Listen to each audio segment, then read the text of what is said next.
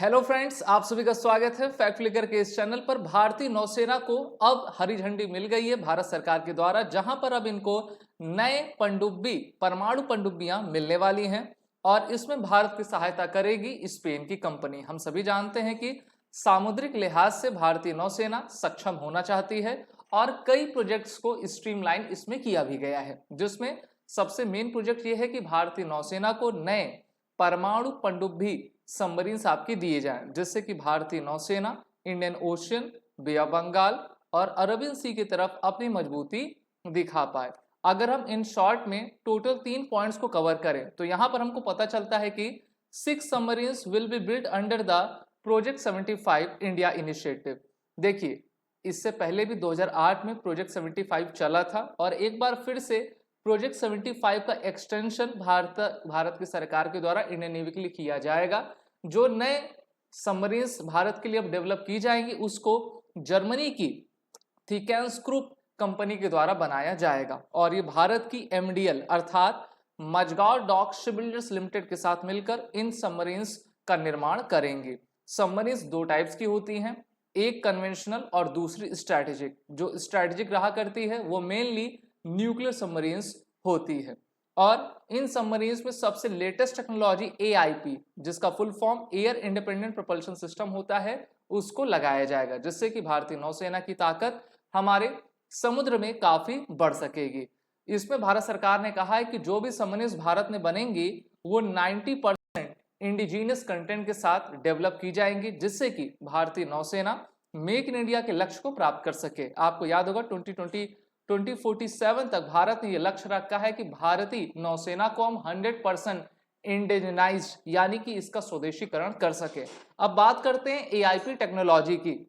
जो अभी हमारे पास न्यू 6 सबमरीन्स आने वाली हैं उसमें टोटल एआईपी सिस्टम्स लगेंगे। एआईपी का फुल फॉर्म होता है एयर इंडिपेंडेंट प्रोपल्शन सिस्टम, जिसको 2019-2020 में भारत की ही डीआरडीओ के द्वारा बनाया गया है। तो चलिए, एआईपी होता क्या है। So this system allows a submarine to be submerge for longer periods and make the sub surface platform more deadly. देखिए, ऐसी सबमरीन जिसमें एआईपी टेक्नोलॉजी नहीं होती है उनको हर दूसरे और तीसरे दिन सी के सरफेस पर यानी कि वाटर सरफेस पर आना पड़ता है अपने आप को रिचार्ज करने के लिए। लेकिन जब एआईपी टेक्नोलॉजी लग जाती है तो वो सबमरीन्स 30 से 40 दिन तक जो है पानी के अंदर रह सकती हैं।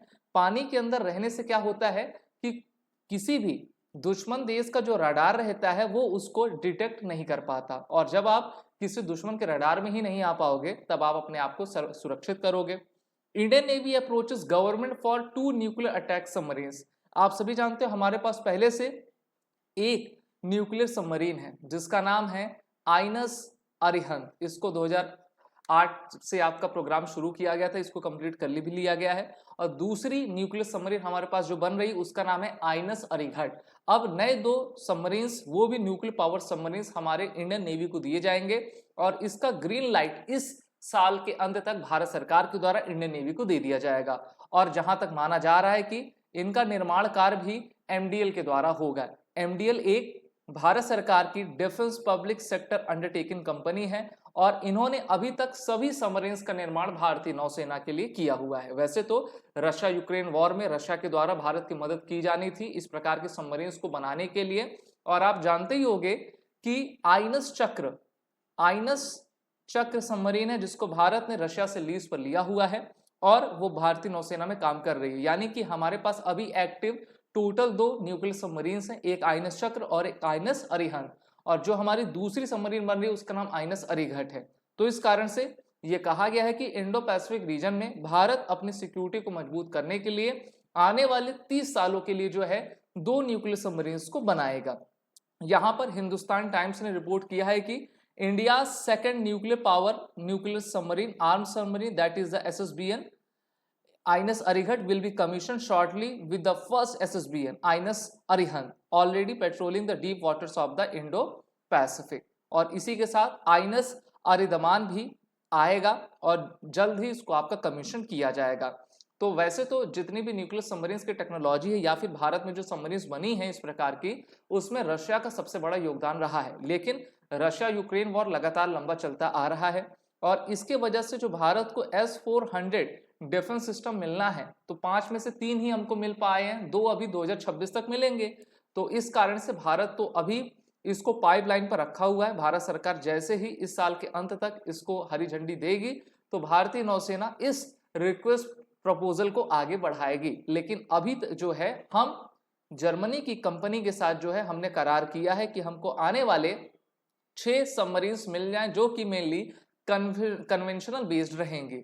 आइनस अरिहंत में जो है 750 किलोमीटर की K-15 कलान 15 मिसाइल्स को लगाया गया है जिनकी रेंज 3000 किलोमीटर तक भी आपकी जा सकती है, जिसमें K-15 K-4 दोनों तरीके की मिसाइल है। तो यहाँ पर आप देखिए अरिहंत क्लास सबमरीन्स में जो है आइनस अरिहंत और आइनस अरिघट आती हैं।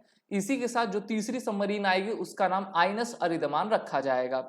हमारे पास सिंधु क्लास की कई सबमरीन्स हैं जैसे कि आइनस सिंधु घोष, सिंधुरथ, सिंधु कीर्ति, सिंधु राष्ट्र, सिंधु विजय, सिंधु केशरी, सिंधुराज और भी अन्य। तो अगर भारतीय नौसेना की फ्लीट्स की बात करें तो काफी लंबी फ्लीट्स हमारे पास सबमरीन्स की हैं। हमारे पास सिर्फ सबमरीन्स नहीं बल्कि frigates, destroyer, offshore patrol vessel, fast patrol vessel और भी अन्य तमाम हमारे पास नेवल वेसल्स हैं।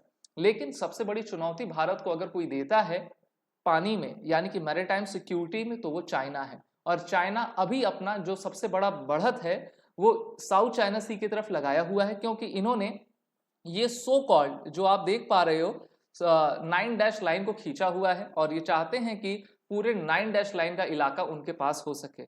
और इसी के साथ चाइना के द्वारा स्ट्रिंग ऑफ पल्स रणनीति को भी भारत के खिलाफ लाया जा रहा है। अगर हम इंडिया और चाइनीज नेवी का कंपैरिजन देखें तो यहाँ पर हम देख पाएंगे चाइना के पास अभी टोटल 3 एयरक्राफ्ट कैरियर्स हैं, भारत के पास 2 हैं। और भारत के एयरक्राफ्ट कैरियर आप सभी जानते हो आइनस विक्रमादित्य और आइनस विक्रांत शामिल हैं।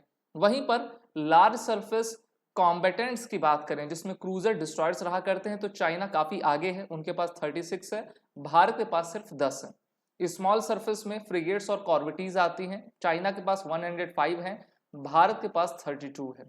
ट्रांसपोर्ट एंड लैंडिंग में चाइना काफी आगे है, 52 इनके पास है, 17 हमारे पास है, यानी कि लगभग 3 गुना इनके पास है। पेट्रोल एयरक्राफ्ट में चाइना 67, भारत 55।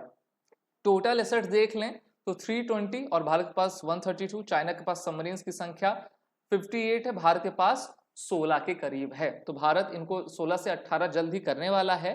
और प्रोजेक्ट 75 के तहत हम टोटल आपके 24 सबमरीन्स को डेवलप करना चाहते हैं। ये जो आप मैप देख पा रहे हो ये चाइनीज नेवी की प्रेजेंस है इंडियन ओशन पर, जहां पर वो mainly Sri Lanka, Maldives, bay of Bengal में लगातार अपने सर्च सर्वे वेसल को ले आते हैं और इसलिए भारत का सिक्योरिटी कंसर्न ये बना हुआ है। अगर मैं बात करूं चाइना के ऐसे 3 नेवल पॉइंट्स की जिससे कि भारत को सबसे अधिक खतरा रहता है, तो पहला ये पाकिस्तान का आप देख लो ग्वादर है और इसको काट करने के लिए भारत ने ईरान में जो है चाबहार पोर्ट बना लिया है। दूसरा चाइना ने जो है जिबूती पोर्ट को परमानेंट नेवल बेस बनाया है और तीसरा मॉरिशस। तो ये 3 एज से चाइना लीड ले रहा है। साथ ही साथ ये मालदीव्स का इलाका है जहां पर चाइनीज नेवी लगातार आती रहती है। तो इसके लिए भारत ने जो है डायमंड ऑफ नेकलेस पॉलिसी भी चाइना के विरोध में लगाई हुई है और भारत का पूरा दबदबा बे ऑफ बंगाल और पूरे इस इंडियन ओशन रीजन पर आपका लगा रहता है। इंडियन नेवी पूरी south of straight of Malacca की तरफ तैनात रहती है जिससे कि वक्त पड़ने पर या फिर युद्ध की स्थिति में हम उनको वहां से चोक कर सकें। अब द न्यूक्लियर एज की बात करें तो 58 के करीब चाइना के पास न्यूक्लियर सबमरीन्स है, हमारे पास 16 हैं, जल्द ही 18 हो जाएंगी। लेकिन भारतीय नौसेना चाहती है कि इस नंबर को हम जल्द से जल्द 24 करें जिससे कि एक साथ हम पाकिस्तान और चीन से मुकाबला कर सकें। इसके लिए भारत की सरकार के द्वारा 2008 में प्रोजेक्ट 75 आपका लाया गया था जिसमें टोटल 6 सबमरीन्स को बनाना था और उन 6 स्कॉर्पियन क्लास की डीजल इलेक्ट्रिक सबमरीन्स की कॉस्ट 50,000 करोड़ रुपीस आपकी आई। 2 इंडियन शिपयार्ड लार्सन टुब्रो और एमडीएल के द्वारा इनका निर्माण आपका किया गया है और अब जो नई सबमरीन्स आएंगी उनका ऑर्डर एमडीएल ने ले लिया है। तो ये काफी अच्छी बात है जिसमें जर्मनी की TKMS कंपनी भारत के एमडीएल के साथ कार्य करेगी और इसमें AIP टेक्नोलॉजीज आपकी लगाई जाएंगी और सबमरीन्स में AIP टेक्नोलॉजी में लिथियम आयन की बैटरीज आपकी लगाई जाती है जिससे कि वो काफी कंपैटिबल हो सके और लेटेस्ट टेक्नोलॉजी के साथ इनका निर्माण किया जाएगा। इस टोटल प्रोजेक्ट में 43,000 करोड़ रुपीस की कॉस्ट इंडियन नेवी को आने वाली है। तभी हम अपने मेक इन इंडिया का सपना पूरा कर पाएंगे और इंडियन नेवी की जितनी भी सबमरीन्स हैं या फिर मेनली जो फ्रिगेट्स हैं उसमें लगातार ब्रह्मोस सुपरसोनिक क्रूज मिसाइल को लगाया जा रहा है। 2023 में भारत सरकार ने 20,000 करोड़ रुपए की लागत से 220 ब्रह्मोस मिसाइल्स के ऑर्डर भारत की ही company BrahMos aerospace private limited को दे दिया है और ये ब्रह्मोस मिसाइल का निर्माण कर रही हैं।